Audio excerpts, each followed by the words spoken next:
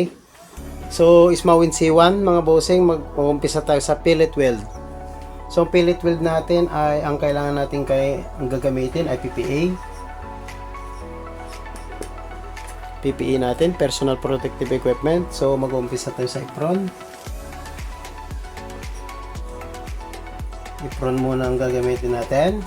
Lagyan natin yung apron. So, punta tayo sa welding mask.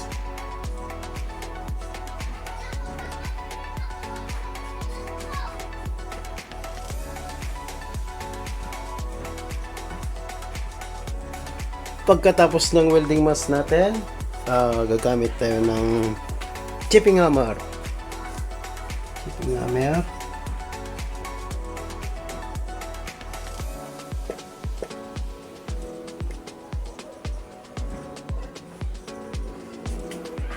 Tapos, meron tayong goggles.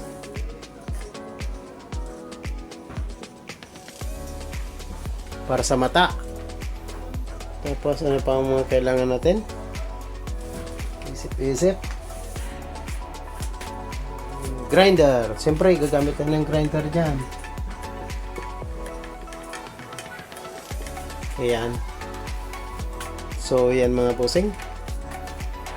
Okay. Gloves, siyempre. Meron tayong gloves. Okay. So, yan yung gagamitin natin. Meron na tayong apron, welding mask, chipping hammer, goggles, grinder, at saka gloves. So, ang kuwan pa natin, yung may goggles naman na. Okay, so, ang gagamitin natin ay flat bar. Gagamit tayo ng flat bar. So, ang size niya ay 1 by 1 by 1/4. 2 pieces. Tsaka 2 by 2. 2 by 2 by 1/4 na 1 pieces. 1 piece. So, yan po yung gagamitin natin. Kailangan din natin ng welding rod.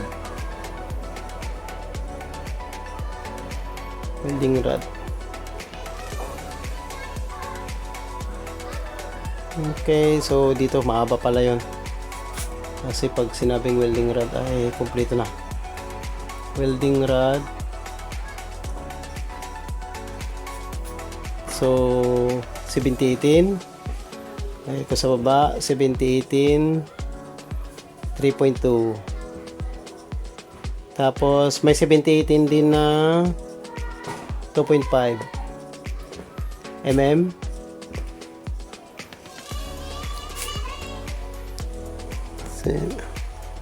Yan po yung gagamitin natin. So, umpisa natin si apron. Check natin si apron. Dito banda, check. Tala sa apron natin. Okay, so ito yung apron natin. So, ganyan lang mga bossing. Ito. Meron siya palagyan sa neck, dito, sa leg. Tapos, sa balikat naman dito. Ito po yung apron. Kailangan natin yan. So, yan. Ganyan lang mga bossing.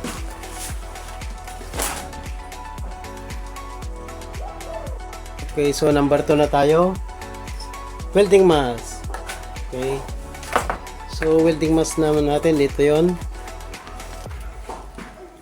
Tapos, meron siyang dark glass dito. Dito banda, dark glass para sa pag-welding. Tapos, dapat dito may clear glass dito. Kaya lang naubusan. Naubusan tayo ng clear glass. Para sa safety, dito naman yung pag gusto nating mag-grinder. Ito yon. Pag gusto nyong tignan yung ginagawa nyo na hindi nagwi-welding, ito naman. Okay, so pag nag-welding ka, close mong ganon. Okay, yan. Okay, may adjustan naman dito sa likod. Okay, dito banda. Tsaka dito pangigpitan. Yan naman yung welding mask natin. So, chipping hammer, siyempre. Mayroong nabibiling chipping hammer, pero pwedeng ring gumawa. Ito yung ginagamit namin paniktik. Yan, tagal na to eh. Chipping hammer. So, goggles tayo. Goggles naman. Ito naman. Mayroon naman tayong goggles na ganito pag mag-grind. Tapos, mayroon naman ganito mga bossing. Goggles natin. Clear goggles. Okay. So, grinder. So, grinder naman natin mga bossing. Ito naman yon. So, pwede lagyan ito ng cutting disc tsaka grinding disc. Okay, yan. Okay. So, yan mga bossing.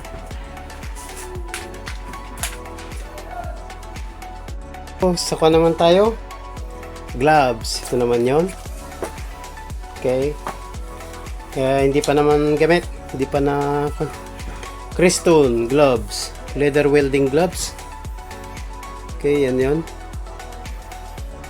Yan. So, pag ginamit natin, hanggang dito yan. Malamit sa seko natin. Malapit lang. Yan. Okay. Check natin. Flat bar. Saka na lang sa site nito. Yung site natin, nandun na yung flat bar natin. Okay, check. Check na yan. Check na yan. Pag nandun na kayo sa boat, yan na. Bibigay na doon. Then, welding rod. Okay, so welding rod natin 70-18 natin mga bossing. Okay, ito naman yon, hindi pa kasi bukas. Ito yon 70-18 sa gilid. Ito mababasa 70-18. Yan 70-18 welding rod. Yan. And 70-18. So, 5 kilos. So, yung welding rod natin, nasa 5 kilos yan. 5 kilogram. Tapos, wala tayong 2.5 na 70-18. Okay. So, yan lang po yung gagamitin natin. The rest, doon na lang sa site. Okay, salamat.